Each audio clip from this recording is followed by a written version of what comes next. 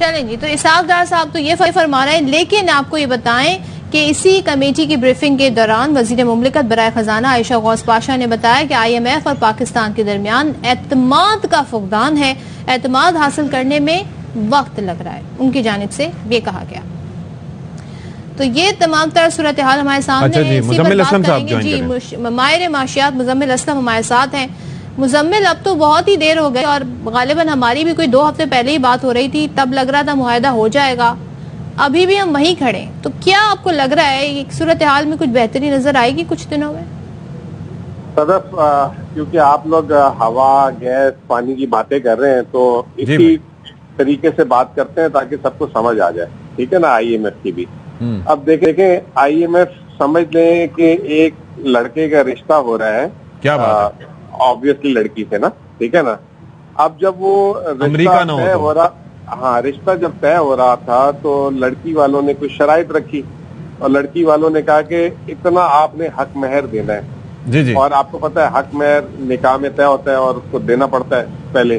बाज लड़की वालों की जो है फरमाइश होती है कि वो हक महर निकाह से पहले आप दे दें, जी जी, ताकि कोई कहता है कि यानी जमीन लगा दे इसके नाम लड़की के, कोई ये वो।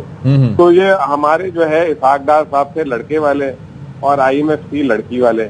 IMF ने हक महर में मांग लिया कि जी सऊदी अरब, UAE से पैसे जो है आप पहले ले आए, जो आपने बोला कि हमें मिल रहे हैं।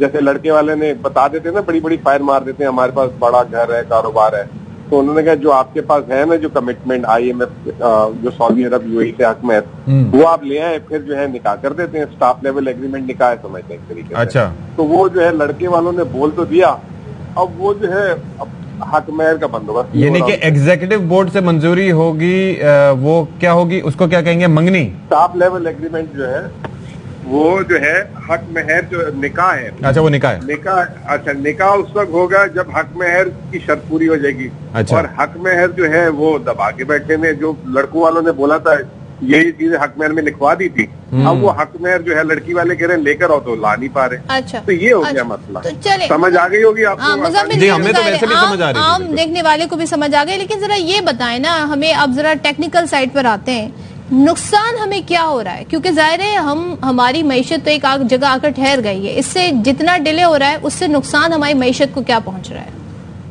देखिए, बहुत बड़ा नुकसान हो रहा है कि आपने एक दुकान खरीद के रखी हुई थी कि उसमें जो है दुकानदारी करूंगा। अब दुकानदारी के लिए अंदर सामान चाहिए, ठीक है ना। अब जब सामान ही नहीं है तो दुकानदारी नहीं होगी। तो स्टाफ लेवल एग्रीमेंट ना होने की वजह से पूरे मुल्क का कारोबार बंद है। इस वक्त गवर्नमेंट ने हर चीज बंद कर दी हुई है, इम्पोर्ट करने नहीं दे रहे, ठीक है ना, अदायगियां कर नहीं रही है। अभी ये जो इसहाक डार साहब का आपने स्टेटमेंट सुना है कि पाकिस्तान का डेट लेवल नीचे आया, इतने बड़े झूठे हैं ये।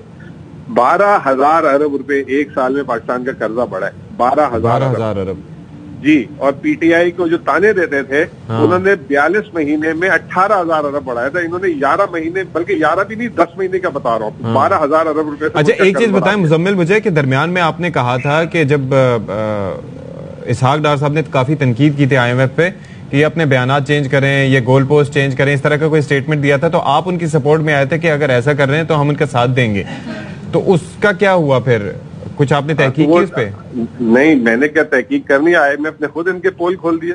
अच्छा। IMF ने कहा ना, हमने इनको कोई ऐसी 3 बयानात दिए तारीख में हुआ। IMF कभी भी देता अपने, वो जब भी बात करता है वो अपनी प्रेस रिलीज से करता है, वो जो जब एग्रीमेंट होते हैं। 3 बयानात दिए उन्होंने कहा, एक तो हमने कोई ऐसी चीज शर्त नहीं रखी इनके सामने इस प्रोग्राम के लिए, तो ये झूठ जो जिसपे मैंने कहा था कि अगर IMF ने ऐसी बात की होगी तो हम हुकूमत के साथ इज़हार यकजहती करेंगे, ये तो उल्टा इनका झूठ पकड़ लिया।